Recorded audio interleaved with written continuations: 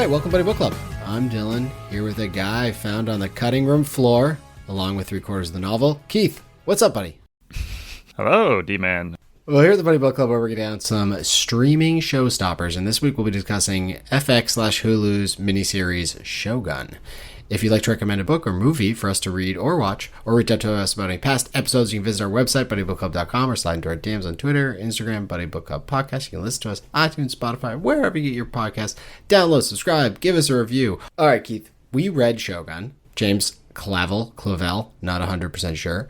We read it. We did a 3-parter on it. It's one of my favorite novels of all time. We did it because I've always wanted to do Shōgun. I figured if we did like 50 or 60 episodes, I could convince you to do it, or else I'd turn in my papers, which I would never do.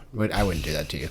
But it helped that they were coming out with the show, so then I could even convince you more because it's going to be popular, and we like that stuff. I will give a caveat to this whole episode. I don't know exactly what you're going to say, but I have a pretty good feeling.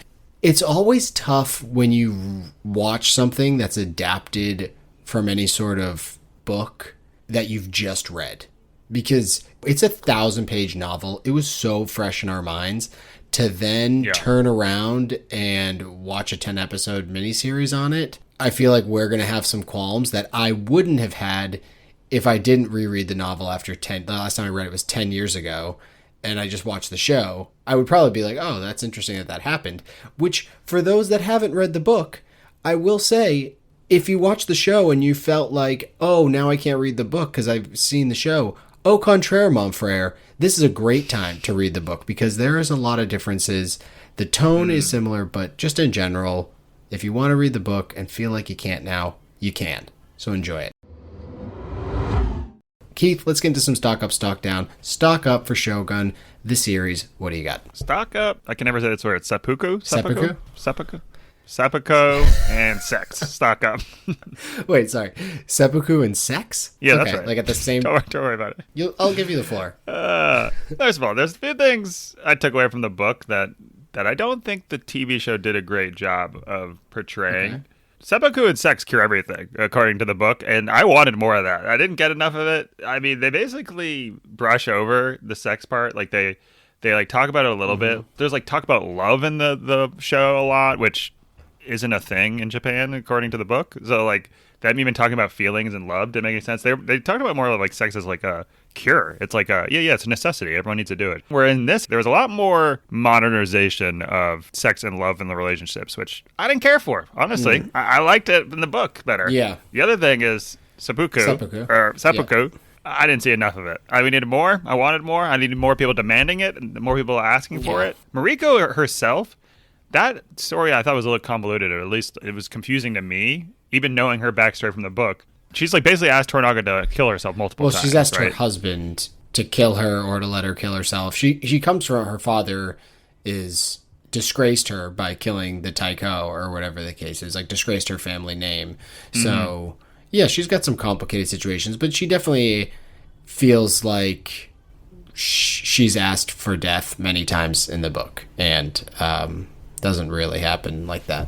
I also think it was weird too. She's like, I come from a prestigious family, but like at the same tone, like everyone's like, your family sucks, you're like disgrace. She's like, my father is a Kechi Jinsai. It's like, yeah, the traitor? You mean the traitor? That's what I was like. Wouldn't you say your grandfather or someone that's like famous? Or yeah, I think she just said you would say that your line, what she said in the show is, you know, my family's been samurai for a thousand years. Yeah. Sorry, I went all over the place there, but I thought those are the two biggest, I think, things, just in terms of trying to be more funny than anything. Those two things were such a big part, or such a culture shock as someone that's reading how they treated those two things. So I thought that was kind of funny. And they didn't do a good job in the show, I thought. By sex, you're talking about the moment of the clouds and the rain, of course.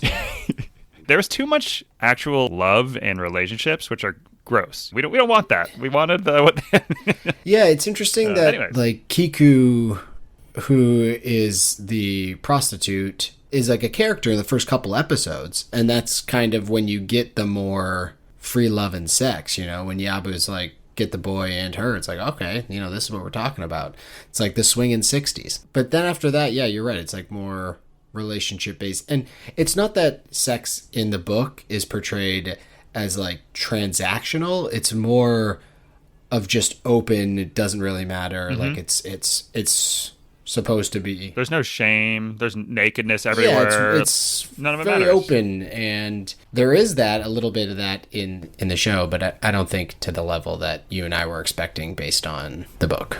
For sure. My first stock up is subtitles, because I gotta say the subtitles in the show were great. I'm so glad they went that route as opposed to having the whole thing in English, because you just feel more immersed in the story when it is in Japanese. And this miniseries, unlike the 1984, I think it was 1984 version, is so much more focused on the Japanese characters. And we're in Japan, we're focused on Japanese characters.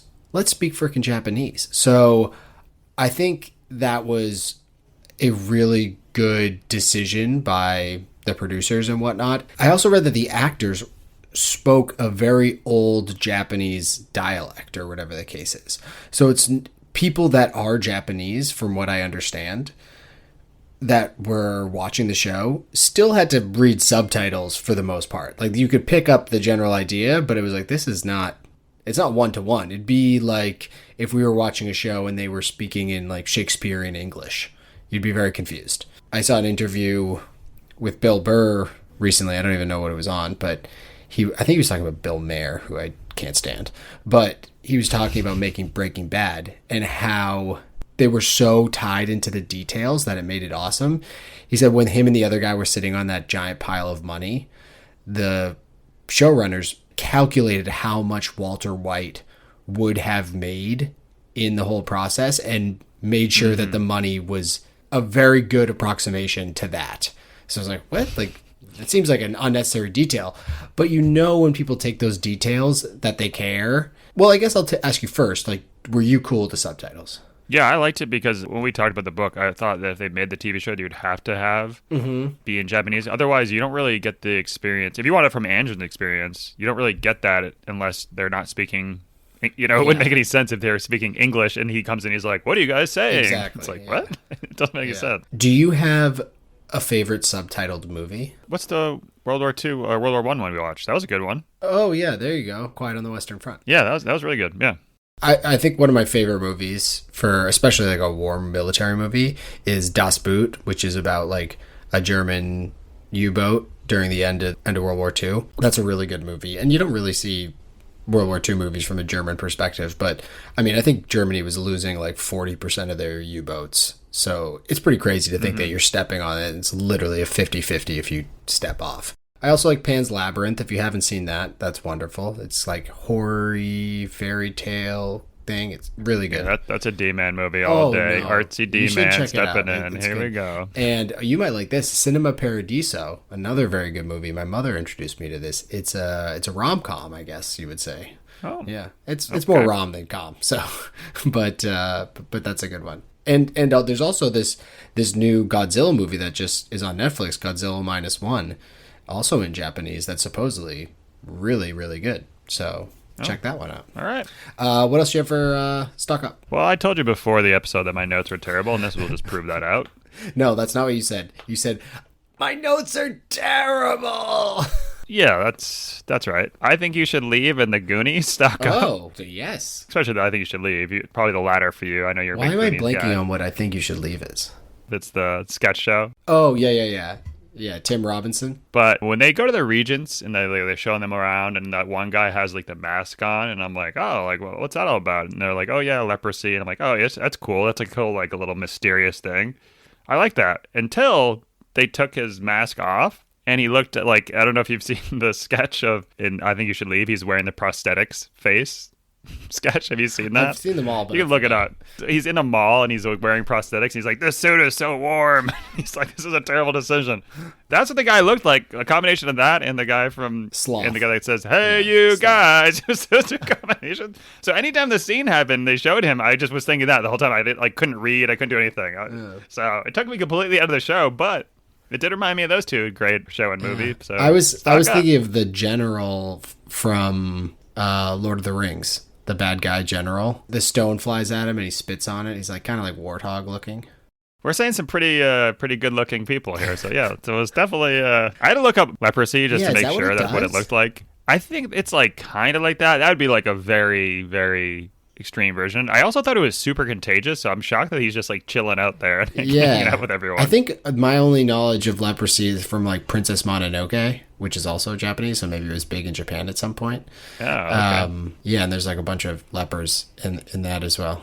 My next and final stock up is being visually unimpaired, and I apologize to the visually impaired out there. It's not a dig by any means, but I had to say the unimpaired action because I felt like one of the other great things that this show did was the costumes and the set pieces. Yeah, for sure. After reading the book, there's so much dialogue and there's so much to learn about these characters that it's hard, especially for someone like me who I've talked about before, having trouble visualizing things.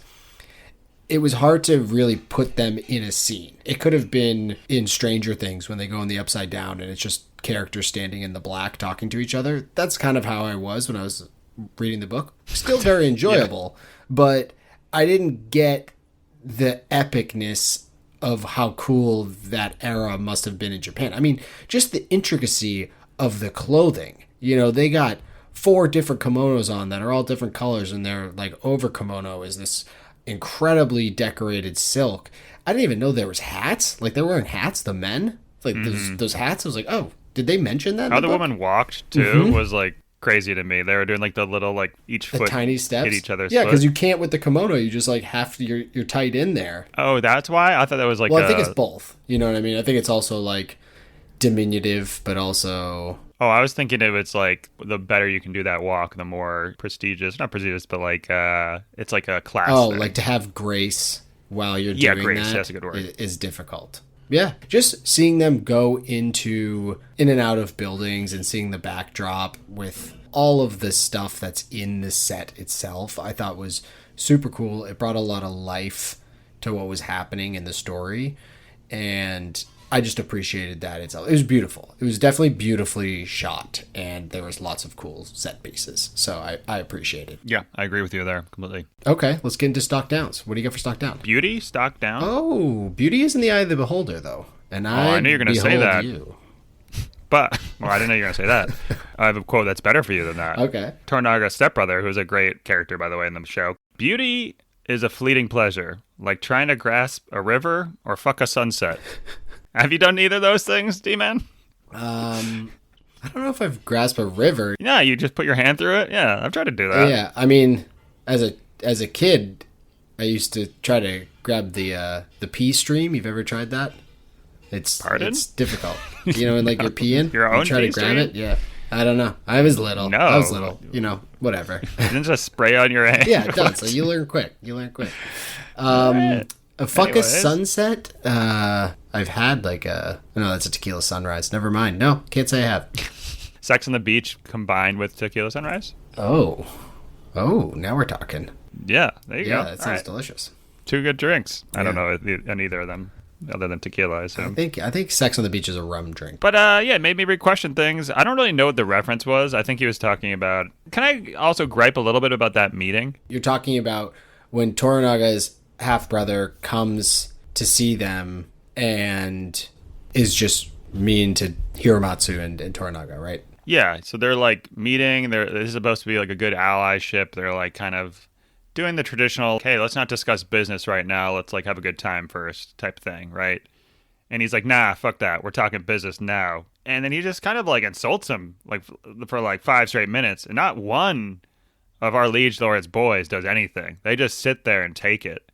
I couldn't stand for it. There's a little bit too much things that didn't add up. Because in the beginning, one of the first episodes, one of Toranaga's boys steps forward after like someone makes an insult. And I was like, hey, he's not wrong. He's going to have to get killed because of that, but he's not wrong. He was coming to his guy's defense. Now we have people openly insulting someone, talking about beauty, which now I'm assuming he's just talking about his like wife or something like that is not beautiful anymore. That's what I'm going to say. And no one does anything. Not even a look at a samurai sword. Like, what are we doing here, D-Man? Can someone defend our boy? Yeah, so I had some issues with that as well, and it's going to lead into my other stuff that I got. But the issue at the beginning that you talk about is Fuji's husband stands up for Toranaga. I like how you're adding actual information to my meeting. Like, you know what I'm talking about, that one thing where the guy did the thing where the... So Ishido comes in and like talks shit to Toranaga. In the book, his shit talking is pretty subtle, but it's obviously there. So Fuji's husband steps up, is like, I can't allow this, and tries to like kill him, which obviously then he dies for that. So we get that in the show. Granted, in the show, Ishido is terrible to Toranaga. Like, this shit would just not fly from the story that James Clavell has set forth. Like, right. No one would see that as anything but a terrible slight. And then, like you're saying with this later, it just doesn't add up. It's like, oh, okay, sure, that's how the show's gonna run, like that. That's gonna be the case. But then his half brother comes in and is so disrespectful. The book, there's so much majesty and in the way that they talk to each other, and there's so many like it's like a battle of words. Like, there's so many undertones, and there is some of that in the show. There is, and they're speaking in old Japanese, so it'd be like Shakespearean. So I would think that they're doing the same thing. Or even like disloyalty, disrespect, the way that people talk back to Toranaga would just not really even happen. Even Blackthorn, he does that in the book a couple times, and Toranaga treats him like a hawk, which is kind of like a big thing in the book, and they didn't really tie a bunch of that in at the end for the show, except for Mariko when he lets his hawk loose. But Blackthorn just like keeps doing it in the show, where in the book he kind of learns from it and changes the way he talks to people so that it's not like that. So I think I'm just gonna agree with you in general that the tone of the way that people talk to each other was a little bit different than I expected. Mm-hmm. Which leads me to my first stock down, which is stock down shows that are quote unquote based on books. I just think that whenever we get one of these, we need qualifiers. Like, it shouldn't just say, oh, this is based on this book, or whatever the case is. I think it should be like, this is loosely based on the book, or this is very loosely based on the book, or this is strictly canon of the book, or this is just using the name to grab more viewers based on the book. Yeah. I think that Shōgun, like, I would put it under the loosely category. I would say this is loosely based on the book. I think coming into it, like I said at the top, as someone who had just read the book, I was super excited to get that. And I wish I had stepped back a little bit and just said, hey, these people are going to do their own thing, which I would understand. If I was a creative person, which I'm not, I would not want to just recreate something that's already been done. I would read the story, I'd write my own script like they did, and go for it. And you also have 10 episodes for something that's 1,000 pages long. So I can understand that. What I would have done different, though, and I think we talked about this during the pods, the 3 pods we did on this book, is the plot line itself wasn't amazing, I didn't think. I thought it was just kind of like, oh, it's kind of an interesting situation and things happen. It's not like this, like, holy shit, Game of Thrones, like backstabbing, all this craziness happen. It's not really that. Well, there's some of that, but I know what you're saying.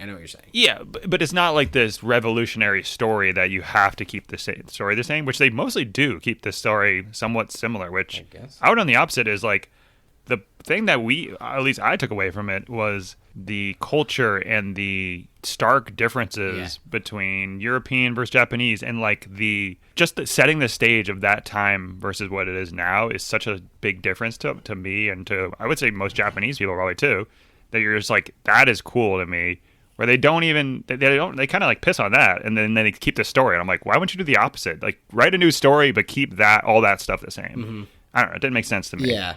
Well, this Rebecca Nicholson critic from The Guardian, who quote-unquote praised the battle sequences and the respect for the source material, I don't know what she was watching. Wait, what? This is, I mean, it's from Wikipedia, so it could be a lie, but I was looking at the critics' reviews, and it said, Rachel Nicholson praised the battle sequences and the respect for the source material. It honestly sounds like she got super drunk the night before and woke up the next morning and her editor was like, hey, where's my Shōgun story? And she's like, oh, shit. Shōgun. Warring Japanese feudal lords. Okay. So, yeah, the battle sequences were great, and it had a lot of respect for the source material. And that was her quote. Because it has neither of those things. I mean, we're talking about Blackthorn meeting Toranaga and Mariko in Ep 1. That happens like a third of the way. Yeah, but that was a good change. Okay. I like that a lot. I'm okay with that. I was fine with that in the sense of Toranaga and Mariko and Blackthorn are 3 main characters. You can introduce them at the end of episode 1. Totally fine with that. We don't need an entire episode of just his crew suffering in the village in Edo. We don't need that. So I'm okay with it. But there was a couple lines that bothered me, and so they referenced the Blackthorn's line, which his like "unless I win" line. It happened early on. It's important to the book, but it's important to the show alike because Toranaga looks back on it in his final monologue to Yabu, and Blackthorn's line in the book is supposed to be about revolution, like treason against your liege lord. You know, Toranaga is pretty much saying to him, like, whoa, what you're telling me here is you're going to, have treasonous acts. And he's like, well, it's not treason if I win. And in the show, they turn it into something about him warring against the Portuguese, which has nothing to do with the meaning behind the line that they even kind of go on to talk about later as the actual meaning. So it bothered me a little bit there. And additionally in that conversation, or maybe it's later, I don't know, but Toranaga asked Blackthorn to train his men in Western tactics, which at this point, Blackthorn is trying to make sure that he is important to Toranaga. Like that is his goal. Hey, make yourself useful to this guy. So Toranaga's like, hey, can you train my men in Western tactics? And he goes, no, I'm just a sailor. It's like, what? One, it didn't happen like that in the book. 2, it's an unnecessary change because it doesn't apply to anything else going forward. And 3, he's not a sailor. He has experience. He is a pirate. Yeah, that's exactly. what he's supposed to be. No, he's a pirate, but he has experience in Western combat. Like he goes onto land and raids villages and raids cities and whatnot. He knows tactics. So why do they make it as if he's dumb in that area? Oh, I do the canon stuff. The whole thing, I mean, this is one of my biggest hates.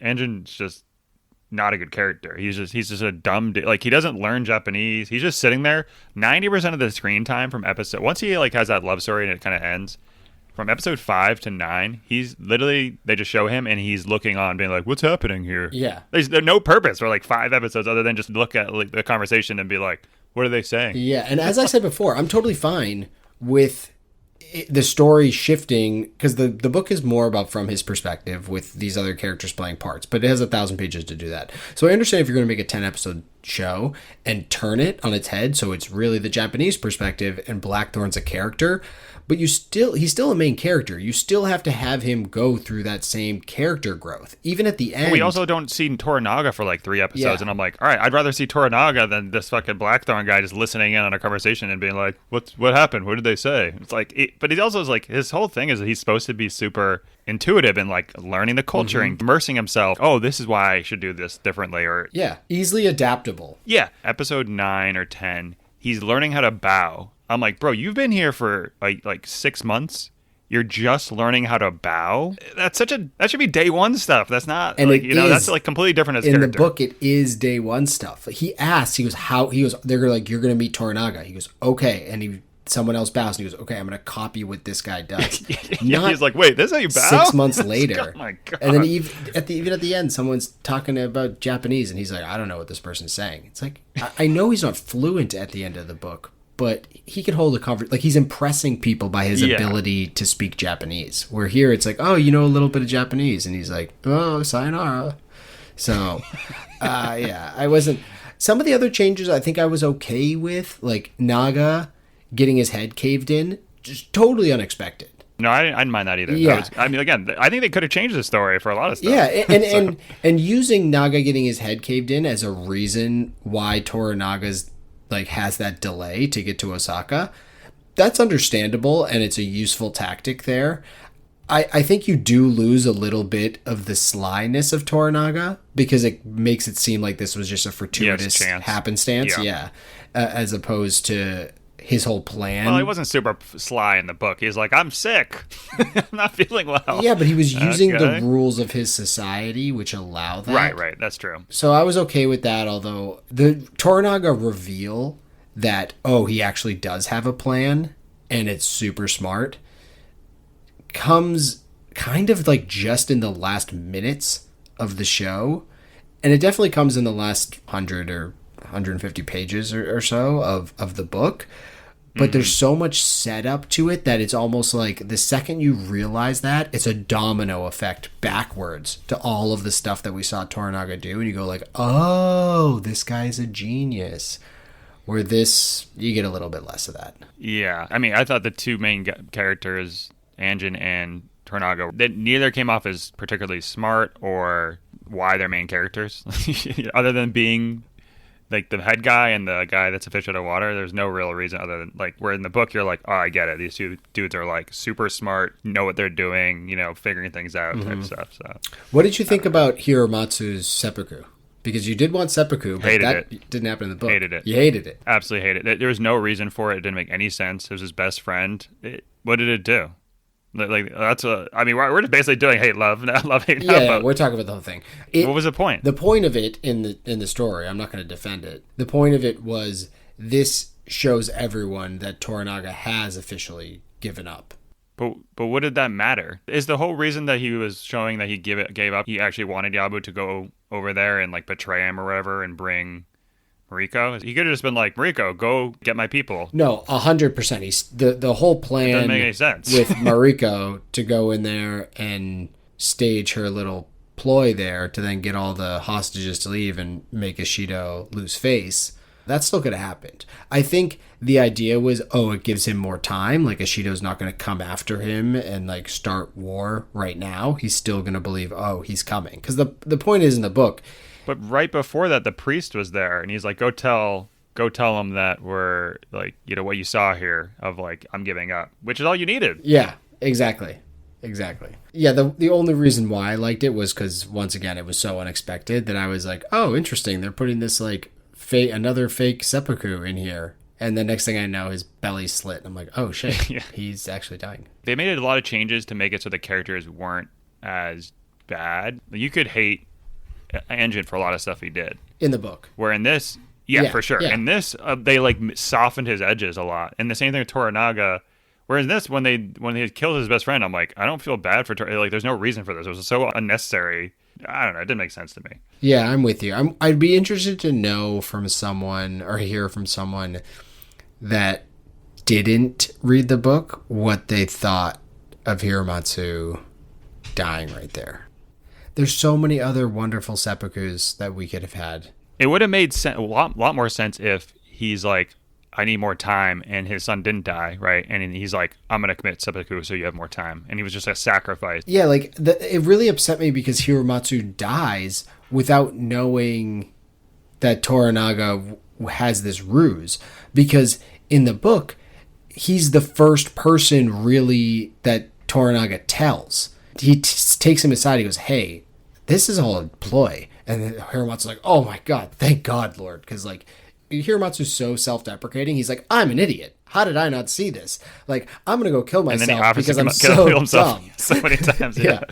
And Toranaga's like, absolutely not. You're my number one vassal. Like, you're the most important person to me. Don't kill yourself. He was way more likable than Toranaga in this. He sacrificed multiple times in this. He's actually smart. Where Toranaga just seems like he's just, like you said, he's kind of just like flying by the seat of his pants and he's like falling into things. Yeah. So, and at the end, you're like, oh, I guess he has this vision, but it's like, who knows if that comes true? I think that scene would have just made a lot more sense if they put in a 2-minute scene where Toranaga takes Hiromatsu aside, tells him his plan. Because as the viewer, it's like, we're ready for Toranaga's plan. We're ready to know he's not an idiot. So he tells Hiromatsu's plan. He's like, but I need more time. I don't have it. And Toranaga's like, or Hiromatsu's like, what can I do for you, Lord? Anything. And he's like, I'm going to need you to try to... like to get angry at me and commit seppuku. And he's like, done. That would that right, would be awesome. It also lock you into like, oh, this Liege Lord thing is for real. Yeah. This isn't a fucking joke. If I watched this and I didn't know the Liege Lord thing, I would be like, why are they following this guy? It doesn't make any sense. Whereas if they're showing him where the half brother was like, oh, you're like a little bitch, and all people from the table stood up and was like, would you just fucking say, and like pull their swords out? Like, then you understand the Liege Lord thing. But I was not convinced of it. Yeah, that part almost reminded me of like the Game of Thrones aspect when they have someone in their castle and the person's just talking shit the whole time and they don't know what to do. In feudal Japan, that is not the case. No, if you talk shit, you get shit. Yeah. Yeah. All right, I got a couple other things, and I didn't want to make this like, oh, book's better than the movie, and here's why. I didn't want to make that the theme of the pod, but Yeah. I feel like we've just done that. So I got just a couple other book to movie things. One that really grinded my gears was his reunion with the crew, which in the show, he walks up, he finally gets back to the crew in Edo. It's been months since they've seen each other. And they're like, hey, is that you, pilot? He's like, yeah. And the guy's like, oh, hi. You want to get into a fight? What do you want to fight about? It's like, huh? This is a guy he sailed around the world with. They would be so excited to see him. Obviously, there's some level of animosity there for other situations. But initially, they'd be so jazzed to see him. And you don't really get that the point of that moment. They should just cut that. Yeah, it's such a quick scene, and you don't get the point of that moment in the book, which is he is turned Japanese at this point. He realizes by seeing his crew, I am becoming more Japanese than the person I was before. I'm a different person. Because he sees them, he realizes, oh my God, they're filthy. The way they're living is disgusting to him, even though it's the way he was living not very long ago. All their doxies that they're trying to like push onto him, he's like, no, thank you. But instead he just gets into a fist fight and leaves. Yeah, they're like, we thought you were dead. Oh, no, I'm alive. All right, great. Well, why are you wearing that shit? Yeah, like, what? It's like, why are you wearing that Japo gear? It's like, bro, chill out. Like, you should die. So, it was tough where, I thought it was just done so much better in the book. And then most importantly, the swimming scene after the escape from Osaka, when he's teaching Toranaga how to dive. Where are all the penises? I knew it was coming. I knew you were going to say that. It's like, yeah. The whole point is that these Japanese people do not care about people judging them on their bodies, which is such this Western Christian thing that's been created. And their wings are wagging all over the place. Someone asked me who's watched this show, they're like, I don't get what Mariko sees in Anjin. It doesn't make any sense to me. And I said, oh, he's got a big old elephant hawk. And I'm like, they haven't talked about that in the show yet? And he's like, no. And I'm like, yeah, that's big. That's crucial. Yeah, it's literally big. Yeah. But yeah, even when, I think the point that bothered me the most was when Toranaga challenges him to a race.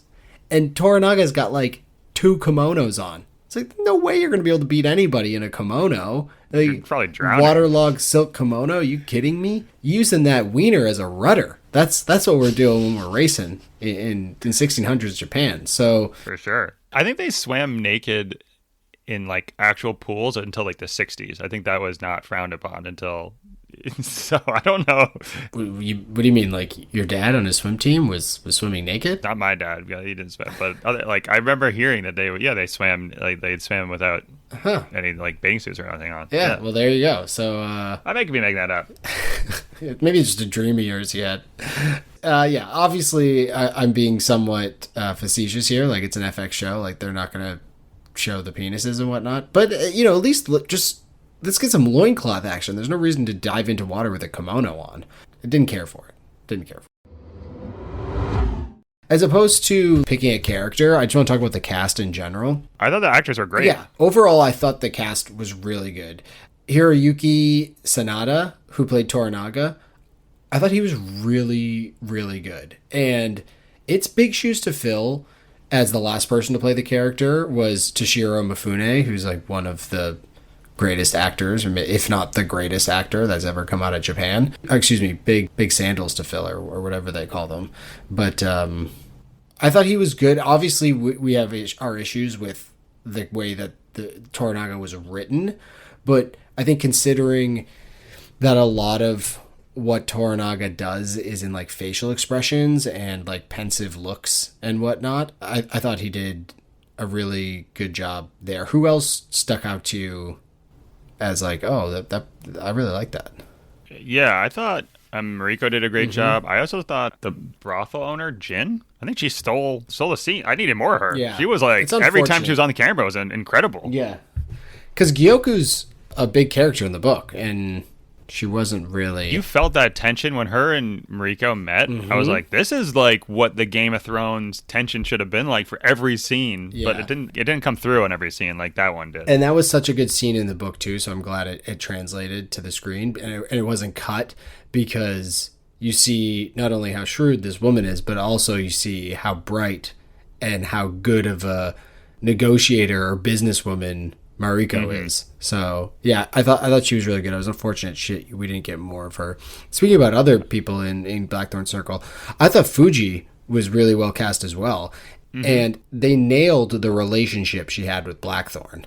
I thought that was like maybe the best relationship, because even his Mariko's relationship, it wasn't that great in the show, I didn't think, compared. No, the love story wasn't great. But him and Fuji I thought was really good, because it's such a complex relationship and they tied together really well. Although I was expecting at the end when he takes her out on the boat and to kill her. No. Not like a talented Mr. Ripley situation. Instead, I was thinking more of a Big Lebowski situation when they go to pour those ashes out and they just fly back in their face. Because I was like, you're out at sea. There's 0% chance those ashes are just going straight into the water. It's just not going to happen. I do like also how they portray the sea as this violent. That's how they crash into the rocks. It's raining every day, and then they'll like swim in it, and they'll be like, "Oh, nice and calm in this rowboat." I'm like, "Wait, which is it? What are these?" There's earthquakes left and right. There's tsunami, and they're like, "No, we're good." I mean, pick a lane, Ocean. Pick a lane. Yeah. I did also want to say that Yabu, I thought what they did with him was actually a good change from the book. I thought that was kind of interesting. I agree. I also love that he was sick. He was sick in the head a little bit. It wasn't that he liked torturing people because he got pleasure in it. It was, oh no, torture is really cool. When you kill me, you should torture me because I want to see what else is there. I'm like, holy shit, this guy's nuts. Yeah, he was like the Irish guy from Braveheart. It's my island. Yeah. What does he say? He goes, yeah, they're like, you talking about Ireland? He goes, yeah, it's mine. Yeah, that great accent. Wow, well done. Thanks. I've been practicing. Don't ever do it again. How dare you take my culture? I thought Rodrigo, Nestor Carbonell, okay. He's no John Rhys Davies, the guy who played Gimli, who's in the 84 version. I thought he was so much better. But I did like that in this one, they gave him our friend Gyoku's line, the back passage horror of the 15th rank. It's such a great line in the book, and I'm glad they gave it to somebody. And for anyone, if they're not going to give it to Gyoku, I was like, okay, that belongs in the hands of Rodrigo, because he's the only one that has a dirty enough mouth to use it. So I felt pretty good about that one. He wasn't really a character in the show, though. No, yeah, he just disappeared after. Yeah, it's like he had one couple minutes of them chatting, and then that was it. They should have just got rid of all the other priests other than the main one. And although I did like the clear and present danger guy being in the prison. Do you remember Clear and Present Danger? Yeah, Great movie, one of my favorites. Yep. I actually watched Patriot Games recently. Okay. And not as good. No, not as good. Yeah. But I watched Clear and Present Danger not as recently, but I have watched it this year because like the drug dealer that breaks the girl's neck. Oh yeah. He's the priest in the prison. He sure is. So, what a role! Yeah. I mean, that was a spot role from him. I was like, oh, he must get out of prison, man. This guy needs to be in the movie or the show. Yeah, it's unfortunate that he did not. Yeah. But who else do I got? Fuck, I love Clear and Present Danger. It's like, I mean, the sniper scene is everyone's favorite, right? Although the rocket launcher scene was probably the most intense scene I've ever seen as a kid there. They're going down the street, a big Mack truck stops in front of them, and they can't back up, and they're getting rockets shot at them. That was insane. The ambush scene when he somehow gets away and drives through like some house or something like that. Yeah. Yeah, now that would be like a typical action scene, but that one, like, you felt like, oh my god, they're going to get hit by rockets. I feel like that scene was just stolen for lots of other movies in the future. Yeah, or anytime a car jets in front of you and back up. And then the other one's behind you. It's like, oh, shit. Yeah, love that. Last couple, maybe the last one. Buntaru, he needed to be recast. That guy was not Buntaru-san. Buntaru in the book is like the Randy Savage of this world.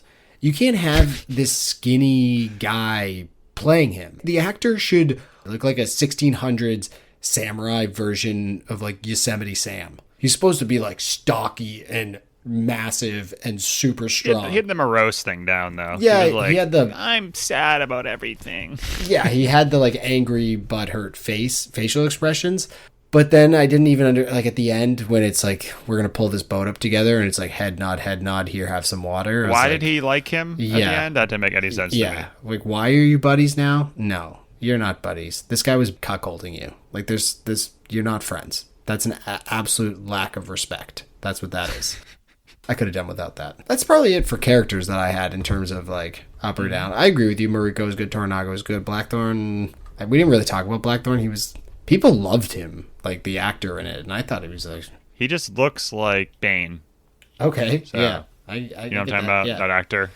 Yeah, Tom Hardy. I wasn't a big fan of like the way he talked, where he was like, like he talked. He's like, I don't know why they couldn't just cast someone that could speak Japanese, and then you pretend like he's learning Japanese. Some quick studio notes.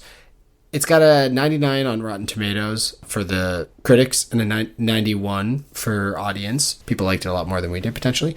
It's the most expensive show in FX history, and a second and third season were announced last month. I don't know if it's like they're announced and that the writers are going to get together and start putting together ideas. I don't think they've purchased the rights for subsequent stories. So it's probably going to be in the works for a while. But at least they were announced, so you never know. Would you recommend the show to people that have read the book and people that have not read the book? I don't think in general, unless you're really into Japan and like the beauty of all that stuff, I think that stuff was cool. But the overall show and the overall, especially after reading the book, I wouldn't recommend it. I didn't think it was that great. I thought it was boring at times. I thought the story didn't really make a ton of sense. Everything else around it was great. I just think the writing was just not as up to par as what I wanted it to be, essentially. Yeah, I'm having a tough time because I built it up. You know, they say don't put that pussy on a pedestal. And I put this... Well, people were comparing it to Game of Thrones. That's so true. I was like, oh my God, this is going to be insane. And I know the backstory. And then it's this is it? Like, this is Game of Thrones? And I put it on a pedestal as well because I was so excited for it. I have such fond memories of the 84 version. I just assumed it was going to be better than that. Granted, those memories could be apocryphal in my own mind. Like, I might not even... If I rewatch the 84 version, I might think it stinks. I don't remember. I watched it so long ago. But basically what I'm trying to say is I was so excited to see it. And after the first few episodes, I was kind of like forcing myself to watch it. The last two episodes, I had to kind of binge the other day because I knew we were having this conversation. But I was watching like Rick and Morty on the side. I was watching Seinfeld on the side. Like I couldn't. I was watching Below Deck on the side. Okay, like I am not a proud man. Yeah, I think that. If you're a huge fan of the book, probably watch it because, like, watch it at some point because, like, why not? If you haven't seen any of it, yeah, if you haven't read any of it, you don't know anything about it, you might enjoy it more, honestly. So, in that case, it'd be a good binge Airplane because you have to focus on it, you have to read, so you're just sitting there, you're getting that entertainment. But otherwise, if you're sitting at home, I would do something else. So you're saying if all of your freedoms are taken away, you would watch it. But if you have the ability to do anything else, you would. Well, not. you can't like make dinner and watch it. You can't you know what I'm saying? So you have to focus on it. And I was like, this isn't a show that's given me the thing where I have to focus on it. It hasn't earned that. It didn't earn it. I will say it did do a good job of, because it was subtitled and whatnot, I was trying to pick up my phone and distract myself several times over, but it was like, I can't do it. I have to watch this because I have to read it. So good job on you. Anywho, that's Shōgun the series. I'm sure we're probably a little bit on an island with our takes, so you know, it is what it is. We'll take it. All right, Keith, what do we got coming up next? Episode 100. We did it. What? Harry Potter, the first one, Sorcerer's Stone. Let's go. Excuse me, it's Philosopher's Stone to me. Philosopher's Stone to me. Yeah, that's the British version. I don't know. Oh, okay. I was just kidding. Sorcerer's Stone. America here. Yeah, it's going to be sweet. So we're going to do, I guess, our next 14 episodes are going to be Harry Potter related, which is wild because that's 14% of our total catalog. I can do the math. Is going to be Harry Potter. Keith's never seen the movies, so that's going to be super fun. I'm super excited. I like want to start talking about things right now, but we're not talking about that. We're talking about Shōgun. So, anywho, we'll have that probably coming to you in the next week or so. So that should be a great time. Indeed. All right, Keith. I will catch you and your muggle ass at Hogwarts in a week. Squib says what? All right. That was Shōgun. All right. Bye now. Bye now.